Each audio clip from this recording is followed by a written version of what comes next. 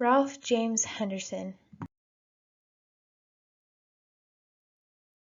Ralph is my great-grandpa through my mom's side. He is my grandpa's dad. Ralph was born on September 6, 1918 in Aramo, Idaho, to Louis and Anna Henderson with his twin brother Boyd. His mother had no idea she was pregnant with twins. Boyd was born first, and Ralph was born 10 minutes after. Before Ralph was born, the doctor thought that Ralph was a tumor in his mom's stomach. Then, when he came out, it was another baby boy. Ralph started second grade at Aramo Elementary when he was 6 years old. Him and his brother were two of the total 7 children in their class. One memory Ralph had of his school days was when his teacher, Miss Pearson, pulled his ear as a punishment and made it bleed. He needed it, she said. 5 years later, when Ralph was 11, the Great Depression started in 1929. 4 years later, when he was 15, his family had to move out from Aramo to Pocatello because they were unable to pay for their home. The city turned out their lights because Ralph's family couldn't pay the power bill. Quote, 2 months later, Daddy got us together and said, "We're moving to Pocatello."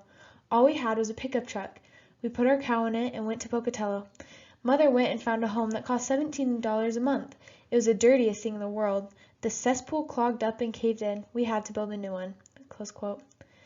In 1933, Ralph met Lena Rollins. She was 2 years younger than him. In 1935, Ralph stated, "The second time I went to MIA, Boyd and I got along real well, and we went to a party and Lena was there and was so loud and fun. She was a whole party. She just lived up the block from where we did, so 2 days later she went down on her bike and I said, I sure want to get to know her. She was 15 years old and I was 17 years old. It seemed like we would go together like bread and jam."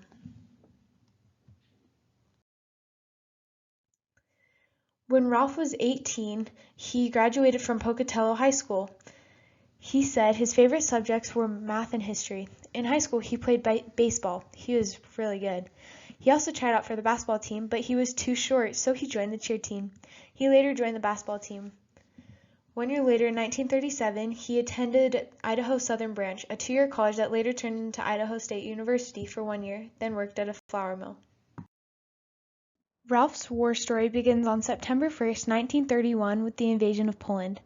The U.S. government started drafting young men in August. In 1941, Ralph was drafted and Boyd, his twin brother, enlisted to be with Ralph. Ralph said, "Hitler took over Poland, invading all the countries and killing everybody. They, the U.S. government, started to draft in August. We had to register and I decided I would wait until the last thing. We had until 6 p.m. to register. I waited outside and waited till 3 minutes until 6, ran inside, and registered. It felt good because I thought that I wouldn't get drafted for a long time." End quote. In 1941, Ralph was drafted and Boyd joined to be with Ralph. One number represented one boy in every county in the United States. They had a big thing on the radio, and I was just sitting there, listening. The 6th number they drew was mine, out of the entire United States. They started to get recruits for the National Guard. If you joined, you would be with your friends. Boyd and I went together and joined the 183rd Field Artillery Battalion. Lena didn't say anything because she knew it was the law. In February 1941, Ralph and Boyd trained in Pocatello in the Armory building for 2 weeks. Then they went to Fort Warren, Wyoming to finish training. Ralph was very worried about being homesick. He said, "I couldn't even go to scout camp overnight without getting homesick," he said. In Wyoming, he trained as a gunner and said he was pretty good. They didn't have any ammunition but target ammunition. The weather was cold and windy, and in the summer they had company baseball teams and he played. In 1941, they had a forced march to the West Coast. On December 12th, in 1941, Ralph was married to Lena Rollins in Pocatello, Idaho, while his convoy stopped in Pocatello for refueling while traveling to Fort Lewis and from Fort Warren. He had fewer than 4 hours in Pocatello. Without even time to clean up before the wedding, they drove to Uncle Henry's house, where Uncle Henry married them. Quote, "I loved her and wanted to marry her before I left because if I got killed, she would have my insurance. I wanted her to have it." After the ceremony, we got into our 1933 Plymouth coupe as husband and wife and drove to the Henderson home on McKinley. After talking with family for a short time, we got into our Plymouth coupe and traveled back to the convoy. All I had time to do was to steal a kiss or two. When I got into that cold, wet army truck, I cried myself to sleep." End quote. Ralph and Lena loved each other so much. Throughout the whole war, Ralph kept a journal at the beginning, and at the beginning of every entry in his journal, he would start off with, "My dearest wife," or "My darling Lena," as if it were a letter to her describing what he did that day.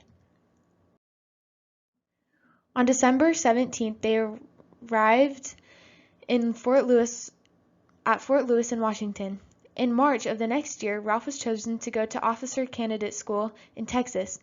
In June, Lena traveled with Ralph in Texas, and in October they were sealed in the Salt Lake City Temple. Ralph was sent with another 8,000 men in his convoy to Casablanca, North Africa. They arrived on February 20th, 1943. When they got there, they rode in cattle cars from Casablanca to bivouac area, where he stayed until April 17th. He was there at the 2nd Replacement Depot for about 2 months before heading to the front lines. While in bivouac, all the men would play baseball almost every Sunday for entertainment. They would split into teams depending on rank. They had a team for officers and a team for enlisted men. Ralph said he would have rather played with the enlisted men, but couldn't because he was an officer. During his time of war, some of the highlights were as followed. He was on or right behind the front lines during most of his service. Ralph chose to leave the Army and join the Air Force to be with his brother Boyd. He was a bombardier in the Air Force for the second part of the war. It was hard for Ralph when he was separated from Boyd. Most of the war they served near each other. He really looked forward to letters from Lena and even named his plane after her. One of my favorite stories from his time of service was, before the war, a bishop told Ralph Boyd, his older brother, other brothers, and brother-in-laws that if they kept the word of wisdom and kept the commandments throughout the whole war, they would all return home after the war. So when all men would get their cigarette rations, Ralph and Boyd would sell their rations to earn money to send home. The money Ralph would send home to Lena, she would always buy a pair of new shoes. When Ralph came home at the end of the war, she had about 20 pairs of shoes she had bought with the cigarette money. Some of the money Ralph and Boyd earned they would save, and eventually they saved enough money to build a little chapel for men to hold Sunday church meetings in. Ralph traveled from Idaho to Washington to Texas to Salt Lake to New Jersey to New York to North Africa to Germany, France, and Switzerland and back, all in his 5 years of service. After the war, Ralph and Lena had 5 children, including my grandpa. He suffered from PTSD the rest of his life. He started and owned many successful businesses, including a lumberyard, a farm, and a trailer park. He lived in Pocatello until his later life, then moved to St. George. He loved root beer, candy, baseball, until the day he died at age 100. His twin brother, Boyd, outlived him by only a few months. During the war, Ralph found the importance of leadership and what a good impact a good leader can make. I look up to this example of leadership and strive to be a better leader every day. He learned to work hard and never give up. I look at this and try to be a harder worker more and more as my life moves on. I'm so grateful for the example of my great-grandpa Ralph.